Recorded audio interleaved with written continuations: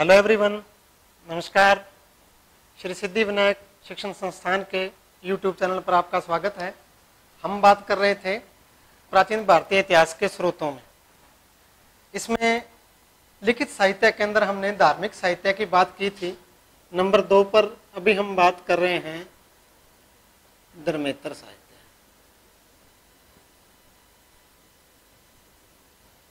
धार्मिक साहित्य को हमने 3 भागों में मुख्य रूप से बांटा है, ब्राह्मण साहित्य, बौद्ध साहित्य और जैन साहित्य। उसी प्रकार धर्मेतर साहित्य को भी हम कई भागों में बांटेंगे। धर्मेतर साहित्य के अंदर सबसे पहले हम बात कर रहे हैं ऐतिहासिक ग्रंथ।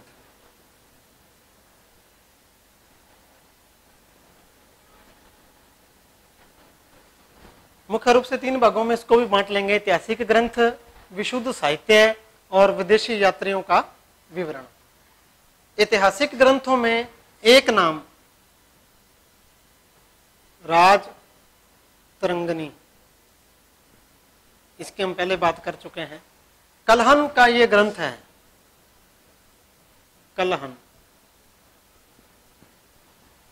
कलहन जो है 11वीं शताब्दी में कश्मीर के अंदर हुआ है। इसने ये ग्रंथ लिखा है राजतरंगिणी, शाब्दिक अर्थ है राजाओं की नदी। इसके अंदर प्राचीन काल से लेके 11वीं शताब्दी तक का कश्मीर का इतिहास है। कश्मीर के साथ साथ उत्तर भारत के अनेक वंशों के बारे में इससे हमें जानकारी मिलती है। तो ये राजतरंगिणी एकमात्र विशुद्ध जो है ऐतिहासिक ग्रंथ है, जिसमें पूरा जो इतिहास है वो तिथिबद्ध है और लगातार है। इसके अलावा जो कौटिल्य का अर्थशास्त्र है, दूसरा ग्रंथ जो प्रमुख ऐतिहासिक ग्रंथ है, अर्थशास्त्र, कौटिल्य विष्णुगुप्त जिसको हम कहते हैं, उसका ये ग्रंथ है अर्थशास्त्र। अर्थशास्त्र का विषय क्या है, ये भी हमारा एक इम्पोर्टेंट प्रश्न है। नाम अर्थशास्त्र है लेकिन इसका विषय है राजनीति विज्ञान। राजनीति विज्ञान से संबंधित ग्रंथ है। तो मौर्य काल में जो है वो कौटिल्य प्रधानमंत्री हुए हैं चंद्रगुप्त मौर्य के। तो उस समय का जो सामाजिक ढांचा है, जो राजनीति है, उन सब के बारे में हमें विस्तार से अर्थशास्त्र से पता चलता है।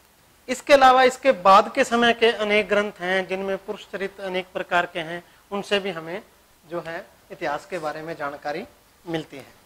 दूसरे नंबर पर हम बात करेंगे विशुद्ध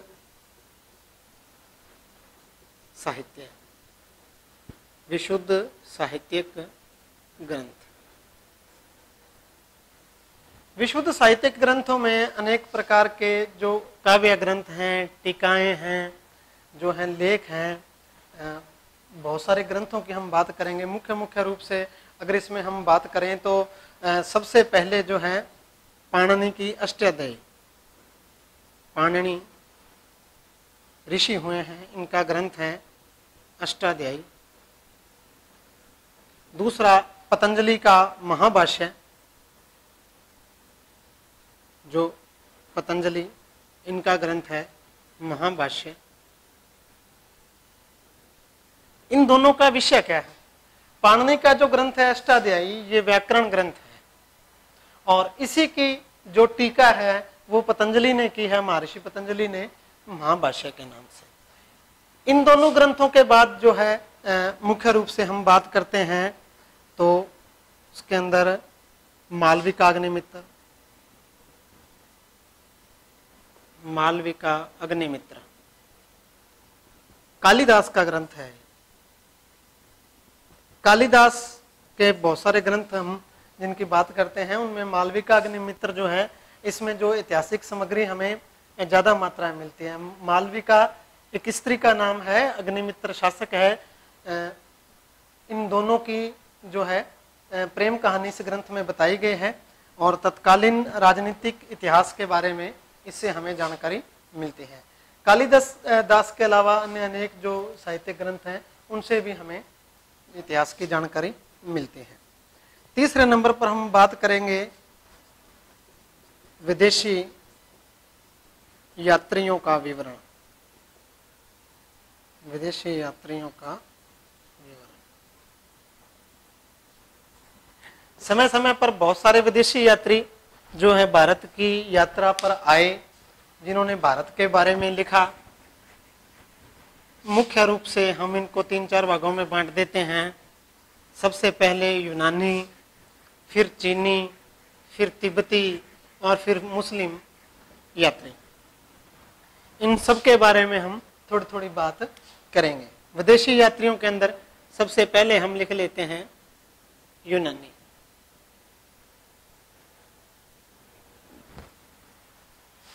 तो टेसियस, डाइमेकस, हेरोडोट्स जैसे अनेक यूनानी इतिहासकारों ने भारत के बारे में लिखा है।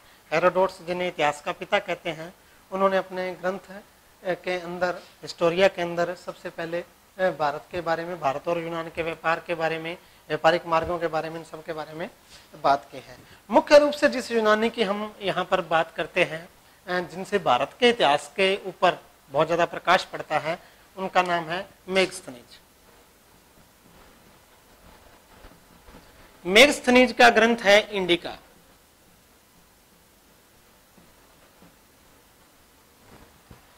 इंडिका से हमें भारत के बारे में जानकारी मिलती है। मेगस्थनीज यूनानी राजदूत था जो चंद्रगुप्त मौर्य के दरबार में रहा। तो चंद्रगुप्त मौर्य के दरबार में रहते हुए इसने जो भारत के बारे में देखा है, उसका इसने विस्तार से अपने ग्रंथ इंडिका के अंदर लिखा है। देखो, वर्तमान में जो ये ग्रंथ है ये विलुप्त हो गया है, इंडिका हमें उपलब्ध नहीं है, लेकिन इस ग्रंथ के जो अंश हैं वो अन्य इसके बाद के समय में जो यूनानी राइटर हुए हैं, उन्होंने इंडिका के बारे में लिखा। इस ग्रंथ के कुछ टॉपिक के ऊपर लिखा है, उनको वहां से इकट्ठा करके फिर एक जगह जो मैटर हमारे पास उपलब्ध है, अंग्रेजी इतिहासकारों ने ये लंबी चौड़ी मेहनत का काम किया है, उससे हमें भारत के बारे में और तत्कालीन जो मौर्य साम्राज्य है उसके बारे में, समाज के बारे में, काफी चीजों के बारे में हमें पता चलता है। तो मेगस्थनीज का एक प्रमुख स्थान है, इसका ग्रंथ है इंडिका। मेगस्थनीज के बाद भी बहुत सारे जो यूनानी हैं वो भारत की यात्रा पर आए और उन्होंने भारत के बारे में लिखा है। दूसरे नंबर पर हम बात करेंगे चीनी यात्री। बहुत सारे चीनी यात्री भारत की यात्रा पर आए, बड़े लंबे समय तक भारत का उन्होंने भ्रमण किया। देखो, उनके आने का जो मुख्य उद्देश्य था वो था बौद्ध धर्म के बारे में जानकारी प्राप्त करना और बौद्ध तीर्थ स्थलों के दर्शन करने और बौद्ध धर्म से संबंधित जो ग्रंथ हैं उनको अपने साथ लेके जाना या उनका चीनी भाषा के अंदर अनुवाद करके अनुवाद ग्रंथ अपने देश में लेके जाना। तो चीनी यात्रियों में जो प्रमुख हम नाम अगर यहाँ पर चर्चा करें तो फायान, हवेनसांग, इत्सिंग, ये प्रमुख नाम निकल के हमारे पास आते हैं। फायान चीनी यात्री था जो लगभग 15 साल तक भारत में रहा। ये गुप्त सम्राट चंद्रगुप्त द्वितीय, विक्रमादित्य के जो समय है भारत के अंदर आया। भारत से जाने के बाद इसने भारत के बारे में लिखा, अपना जो ग्रंथ लिखा, अपनी जीवनी लिखी, उसका नाम फो कवो की हमें मिलता है।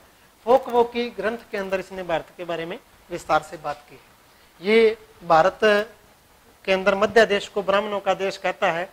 फायान का ग्रंथ है जिससे हमें पता चलता है, ये कहता है भारत के अंदर जो है दंड प्रक्रिया है वो काफी नरम है और जो राजा है वो मृत्यु दंड दिए बिना शासन करता है और बड़े समृद्ध हैं भारत के लोग, और जो अपने घरों के दरवाजों के ताला भी नहीं लगाते हैं, किसी संपत्ति को ताला नहीं लगाते हैं, कोई चोरी यहाँ पर नहीं होती है। तो हमारी सुख समृद्धि का बड़े विस्तार से इसने चर्चा फायान ने की है।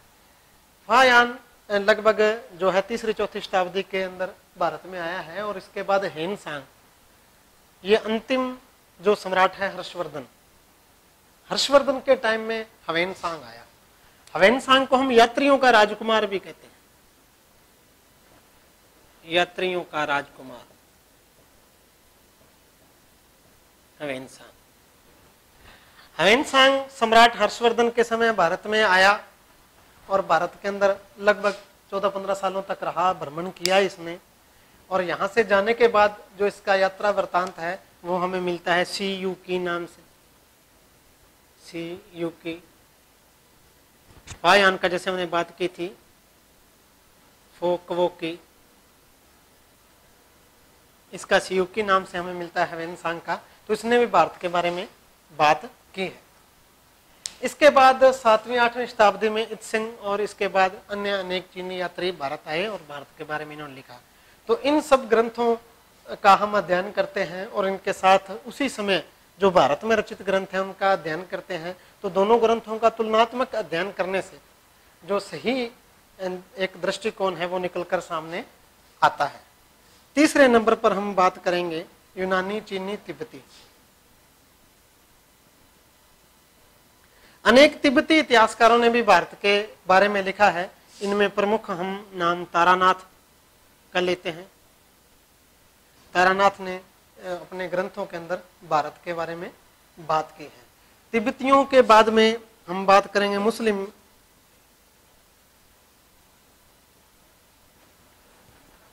यात्री। मुस्लिम यात्रियों की जब हम बात करेंगे तो सबसे प्रमुख जो निकल के आता है वो है अल-बरूनी। अल-बरूनी का जन्म मध्य एशिया में हुआ और ये एक मुस्लिम आक्रमणकारी के साथ जो है भारत के अंदर आया 11वीं शताब्दी के अंदर, और लंबे समय तक ये भारत में रहे, बनारस के अंदर रहे, वहाँ ब्राह्मणों से विचार विमर्श किया, संस्कृत भाषा को सीखा, हमारे प्राचीन ग्रंथों का अध्ययन किया और फिर इन्होंने एक विशाल ग्रंथ की पंजाब में रहते हुए रचना की जिसका नाम है तहकीक-ए-हिंद। तहकीक-ए-हिंद हिंदी में अगर हम ट्रांसलेट करें इस नाम को तो कह सकते हैं भारत एक खोज। तो तहकीक-ए-हिंद इसका ग्रंथ है अरबी भाषा में। किस भाषा में है? अरबी भाषा में। अल-बरूनी ने लिखा है बड़े विस्तार से। अल-बरूनी एक ऐसा यात्री है जिसने मुस्लिम यात्री होते हुए भी यहाँ आके संस्कृत को सीख के और हमारे प्राचीन ग्रंथों का अध्ययन किया है। बड़े विस्तार से जो प्राचीन इतिहास है हमारा, उस पर, हमारे समाज पर, संस्कृति पर, रीति रिवाजों पर, मेले त्योहार, सब चीज पर इसने बात की है। लेकिन इसने कहा है भी जो भारतीय हैं वो इतिहास लेखन के प्रति थोड़ा अच्छा रवैया इन्होंने प्रशंसा नहीं की है। ये कहते हैं भी तिथियों को वो याद नहीं रखते हैं और इतिहास को एक क्रम में लिखने का प्रयास नहीं करते हैं। जब भी उनसे किसी ऐतिहासिक घटना के बारे में पूछा जाता है तो वो कोई ना कोई कहानी सुनाने लगते हैं। तो ऐसा कई बातें इसने की हैं। उस समय तक जो हमारे जो विद्वान हैं उनकी संकुचित मानसिकता के बारे में भी इसने बात की है अल-बरूनी ने।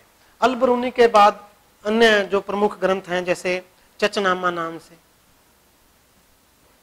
चचनामा जो ग्रंथ है इसमें सिंध का इतिहास मिलता है हमें, सिंध का, सिंधी भाषा में सिंध का इतिहास मिलता है। सबसे पहले जो है मुस्लिम आक्रमणकारियों ने भारत का एक प्रांत सिंध को जीता था। तो सिंध को उन्होंने जो मुस्लिम साम्राज्य का अंग बनाया था वहां ये ग्रंथ लिखा गया चचनामा। उसके अलावा मिडास ऑफ गोल्ड अन्य प्रमुख ग्रंथ है, मिडास ऑफ गोल्ड।